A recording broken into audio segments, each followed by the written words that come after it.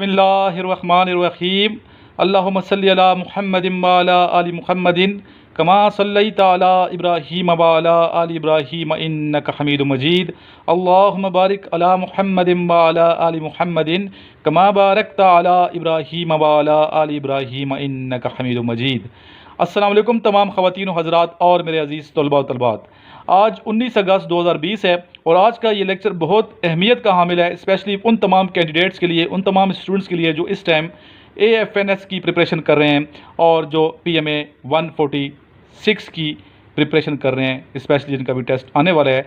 और 147 PMA long course इंशाल्लाह अक्टूबर में अनाउंस हो जाएगा। तो तमाम लेक्चर्स आप लोग सुने, इस लेक्चर को शुरू से लेकर आखिर तक देखिएगा, इंशाल्लाह आप बहुत कुछ सीखेंगे। आज जिस टॉपिक पे हमारे स्टूडेंट अपने ख्यालात का इज़हार करेंगे वो है wild life protection.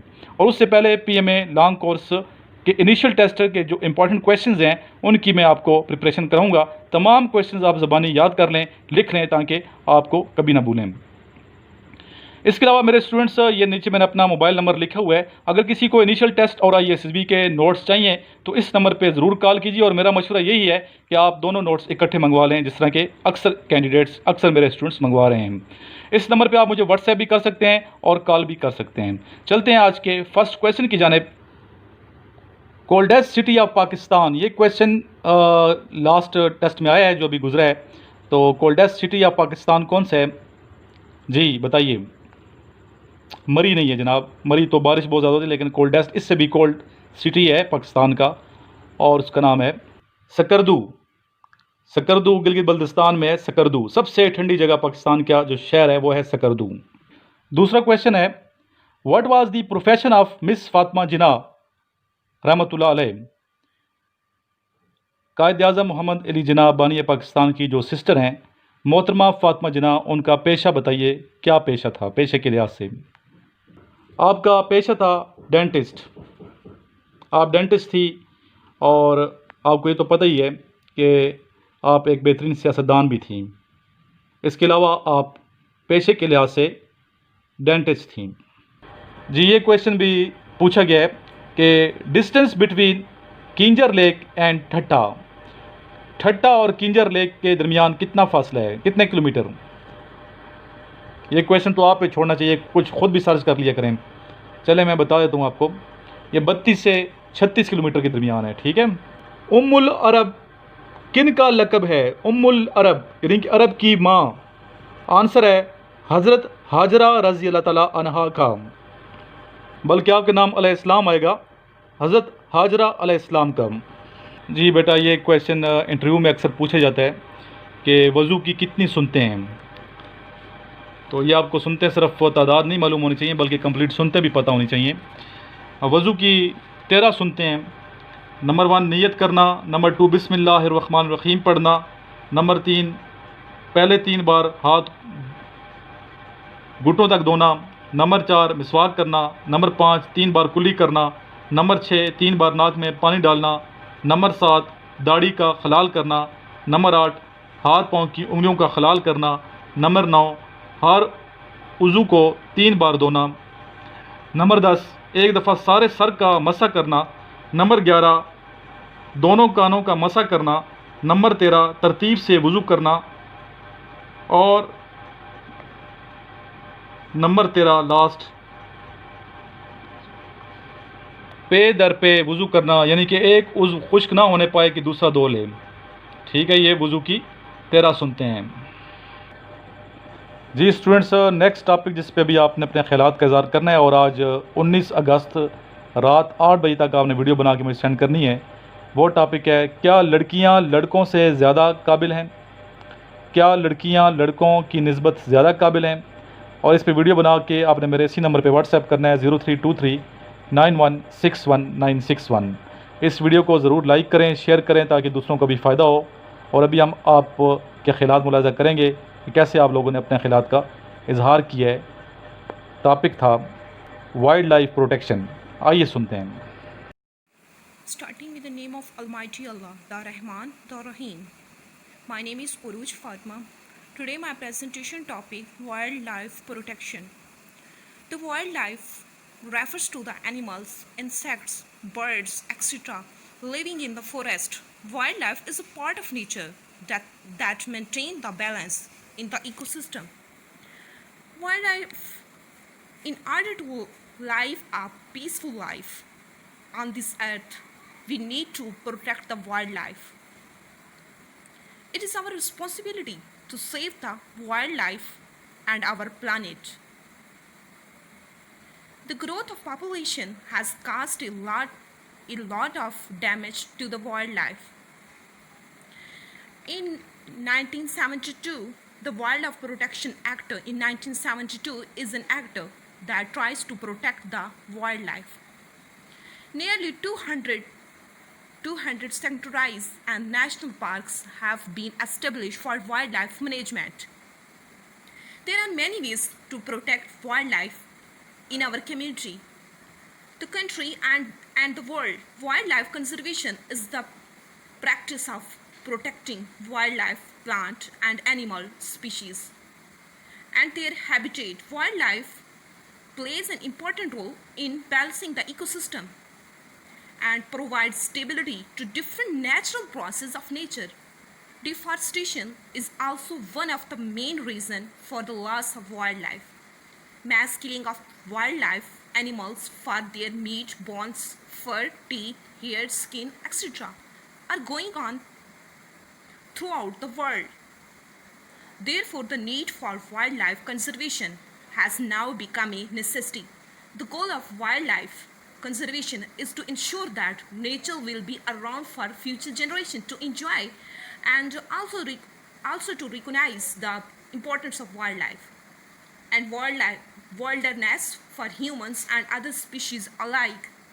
Many nations have government agencies and NGOs dedicated to wildlife conservation, which help to implement policies designed to protect wildlife. Okay, Allah Hafiz. Assalamualaikum gentlemen, my name is Khizr Shahid and I am from Karachi. Today my topic is wildlife protection. Basically wild life होता क्या है? Wild life में जो है terrestrial and aquatic जो plants and animals हैं वो आ जाते हैं, और इनकी प्रोटेक्शन जो है ये हमारे लिए बहुत ज़रूरी है, क्योंकि ये हमारी लाइफ में एक बहुत इंपॉर्टेंट रोल प्ले करते हैं। वाइल्ड लाइफ में जैसे प्लांट्स आ जाते हैं, जितने टेरेस्ट्रियल प्लांट्स हैं या फिर एक्वेटिक प्लांट्स हैं, प्लांट्स एक बहुत इंपॉर्टेंट रोल हमारी लाइफ में प्ले कर रहे हैं। प्लांट से ही हमें जो है हम उनसे फूड हमें प्रोवाइड करते हैं, वो उसके बाद हमें शेल्टर प्रोवाइड करते हैं, और ये जितनी भी इन्वायरमेंटल पॉल्यूशन है इसको जो कंट्रोल करते हैं वो यही जो वाइल्ड लाइफ के जो प्लांट्स आ जाते हैं, जो फॉरेस्ट आ जाते हैं, ये इसी पॉल्यूशन को जो है साफ़ रखते हैं, और इसको पॉल्यूशन जो इन्वायरमेंटल चेंजेस हैं, जो क्लाइमेट में जो चेंज आता है वो प्लांट्स की वजह से ही है। तो हमें प्लांट्स जो है ज़्यादा से ज़्यादा लगाने चाहिए, और प्लांट्स जो लगे हुए हैं हमें उनकी ज़्यादा से ज़्यादा केयर करनी चाहिए, बल्कि उनको काटने से हमें जो है ये हमारे लिए नुकसान है। और प्लांट्स की जो स्पीशीज़ हैं, इनमें जो स्पीशीज़ में जो इनकी मतलब जो मल्टीप्लिकेशन होती है वो through insects and through winds और डिफरेंट्स मतलब एनिमल्स के थ्रू भी होती है, बर्ड्स के थ्रू भी होती है। तो ये सारे वाइल्ड लाइफ जो हैं, वाइल्ड लाइफ में जो प्लांट्स एंड एनिमल्स हैं, ये बहुत एक दूसरे के लिए बहुत अहम हैं, तो हमें इनकी प्रोटेक्शन करनी चाहिए। इंसेक्ट्स हैं वो पोलन ग्रेन के थ्रू जो है प्लांट्स में जो पोलन ग्रेन जो वो एंटर करेंगे तो प्लांट्स की स्पीशीज़ आगे बढ़ेगी।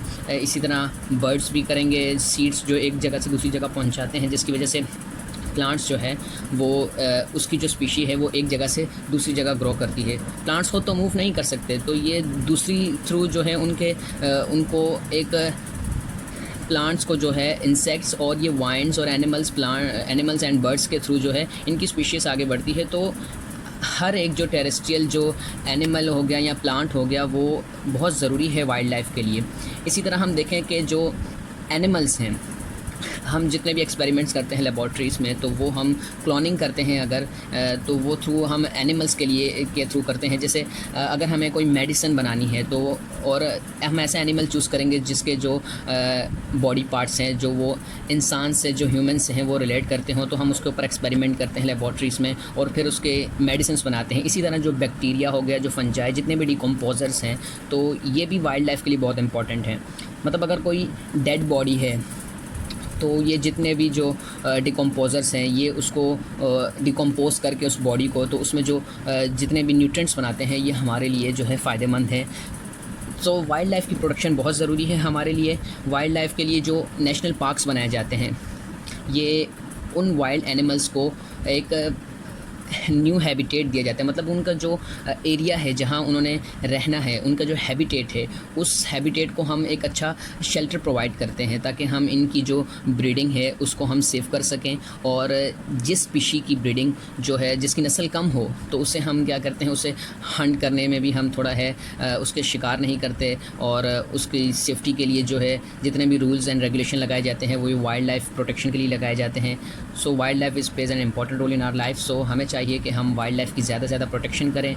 ये जितनी भी ग्लोबल वार्मिंग हो रही है, जो क्लाइमेट में चेंज आ रहे हैं, ये प्लांट्स की, फॉरेस्ट की कमी की वजह से आ रहे हैं। तो हमें ज़्यादा से ज़्यादा प्लांट्स लगाने हैं, हमें उनकी केयर करनी है, क्योंकि प्लांट्स और एनिमल्स ही जो है हमें बहुत कुछ प्रोवाइड करते हैं। हम ये जो जितने हम क्लॉथ्स वगैरह यूज़ करते हैं, हम ये देख रहे हैं, ये हमें एनिमल्स की जो है स्किन से मिल रहे हैं। तो हमें हर चीज़ की जो है वाइल्ड लाइफ को ज़्यादा से ज़्यादा प्रोटेक्ट करना है, ताकि ये जितनी सेफ़ रहेगी उतना हमारी जो अर्थ है वो सेफ़ रहेगी, हमारा एनवायरनमेंट अच्छा रहेगा। Thank you so much.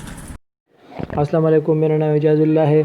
आज का टॉपिक है wild life protection. Wild life protection का मतलब है जंगली हयात का तहफ़्फ़ुज़। जंगली हयात का तहफ़्फ़ुज़ का मतलब ये है कि जंगल में जो भी मखलूक़ात रहते हैं, ख्वाह परिंदे हो, जानवर हो, किस किस्म के भी जानवर हो, इसके तहफ़्फ़ुज़ करने चाहिए। इसके तहफ़्फ़ुज़ कैसे करने चाहिए, किस तरह करना चाहिए, ये हम सबको, हमारे पाकिस्तानी भाइयों को पता है, हमारे दुनिया के भाइयों को भी पता है कि किस तरह करनी है, हर किसी को भी पता है, लेकिन इस पर अमल पैरा होना चाहिए। जंगली हयात हमारे लिए एक कीमती असासा है, इनको ज़ाया नहीं करना चाहिए। जंगली हयात के बगैर किसी को कौम में नहीं शुमार हो जाता है, क्योंकि इनके तक में इंसानियत नहीं है, वो इंसान नहीं है, जानवरों के साथ सलूक नहीं करता, वो इंसान भी नहीं है।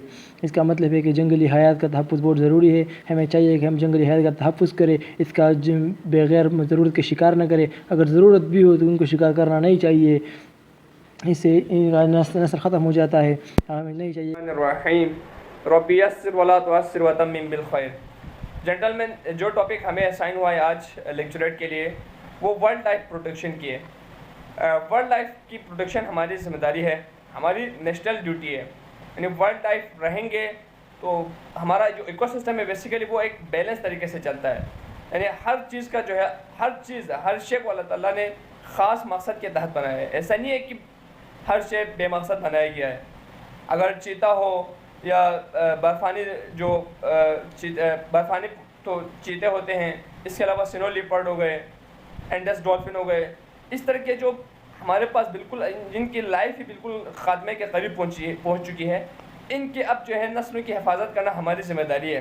क्योंकि इनकी हिफाजत करेंगे तो ये अपने जो है मतलब नस्लों को आगे बढ़ाएंगे, इससे काफ़ी चीज़ें और भी अच्छी हो जाएगी, और भी चीज़ें बिल्डअप होना स्टार्ट हो जाएगी। एनवायरनमेंट में एक अच्छा फैक्टर यानी डेवलप हो जाएगा। एबायोटिक और बायोटिक फैक्टर का एक अच्छा सा इक्विलिब्रियम यानी डेवलप हो जाएगा। तो इससे टोटली हमारा जो इकोसिस्टम है वो बैलेंस रहेगा, और बैलेंस में रहने के लिए हर चीज़ का यकसा होना ज़रूरी है। वाइल्ड लाइफ प्रोटेक्शन के लिए सबसे बड़ी जिम्मेदारी है कि हमें एहसास इस बात की करनी चाहिए कि जानदार शे कोई भी हो, चाहे एक इंसेक्ट हो, चाहे एक यानी बर्ड हो, हमें उसे बेमकसद नहीं मारना चाहिए, क्योंकि वो भी अल्लाह ताला की मखलूक है। अल्लाह ताला ने ख़ास मकसद के तहत उनको भी पैदा किया हुआ है। इनकी प्रोटेक्शन करनी चाहिए। इनकी प्रोटेक्शन के लिए जो इक़दाम कर रही है जो भी तंजीमें आगे आ रही हैं, चाहे वो मुल्की लेवल पे हो, चाहे वो सूबाई लेवल पे हो, चाहे वो आपके गाँव के लेवल की हो, उनके साथ कोऑपरेशन करनी चाहिए, उनके साथ मालूमात को शेयर करनी चाहिए, मालूमात को इकट्ठा करना चाहिए। इसके लिए सबसे बेस्ट ये है कि हम अपने पब्लिक के अंदर अवेयरनेस प्रोड्यूस कर सकते हैं। सबसे मेन चीज़ अवेयरनेस है लोगों के अंदर।